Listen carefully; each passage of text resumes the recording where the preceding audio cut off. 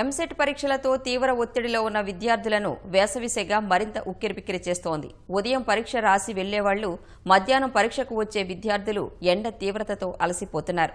విద్యార్థుల కష్టం పరీక్షా కేంద్రంలోకి వెళ్లే వరకే అయితే వారికి తోడుగా వచ్చిన తల్లిదండ్రులు 3 గంటల పాటు భానుడి భగభగలు బయట భరించాల్సి వస్తోంది. పరీక్షా కేంద్రాల వద్ద ఎలాంటి సౌకర్యాలు లేక తీవ్ర ఇబ్బందులు పడుతున్నారు. ఎంసెట్ పరీక్షలు ప్రశాంతంగా సాగుతున్న రాష్ట్రంలో ఠారెత్తిస్తున్న ఎండలు విద్యార్థులను, తల్లిదండ్రులను మరింత భయపెడుతున్నాయి. పోలింగ్ యంత్రాలను ఇంజనీరింగ్ కళాశాలలో భద్రపరచడంతో ఆయా కళాశాలలను పరీక్షా కేంద్రాలుగా ఎంపిక చేయలేదు. దీంతో దూర ప్రాంతాల్లో పరీక్షా కేంద్రాలు పడిన విద్యార్థులు ఎండవేడిమిని తట్టుకోలేకపోతున్నారు. పరీక్షా కేంద్రానికి వెళ్లి తిరిగొచ్చేసరికి తీవ్రంగా అలసిపోతున్నారు.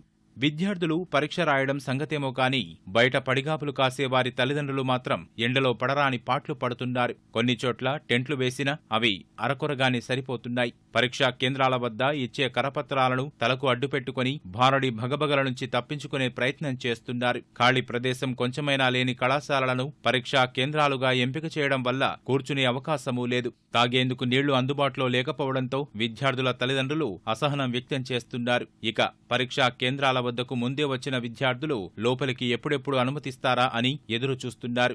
హారిబుల్ గానే ఉంది క్లైమేట్. పిల్లలకు కొంచెం మంచిగా ఇంకా ఏర్పాటు చేస్తుంటే బాగుండేది. పేరెంట్స్ అందరూ ఇబ్బంది పడుతున్నారు బాగా. ఏర్పాట్లు ఏం లేవు, ఓన్లీ ఏం లేవు. టెంట్ ఒకటి వేసారు, నుంచోమన్నారు అంతే. కనీసం కుర్చీలు కూడా చాలా తక్కువ వేశారు. కొంచెం ఫెసిలిటీస్ బాగుంటే బాగుంటుంది. వెయిట్ చేసేసింది. మామూలు పార్కింగ్ ప్లేస్ కూర్చోవడానికి కూడా అవైలబుల్ పెట్టండి. వాటర్ కూడా పెట్టలేదు సరిగ్గా. ఇంతమంది పేరెంట్స్ వస్తారు, బయట నుండి వస్తారు. లోకల్ అంటే అడ్జస్ట్ అవుతాం అనుకోండి. స్టేట్ మొత్తం మీద ఎగ్జామ్ కదా ఎంసెట్ అంటే, వాళ్ళు వచ్చే ఎగ్జామ్ రాసేటప్పుడు ఎలా ఉండాలి? పరీక్షా కేంద్రాల వద్ద కనీస సౌకర్యాలు ఏర్పాటు చేయాలని విద్యార్థులు, తల్లిదండ్రులు కోరుతున్నారు.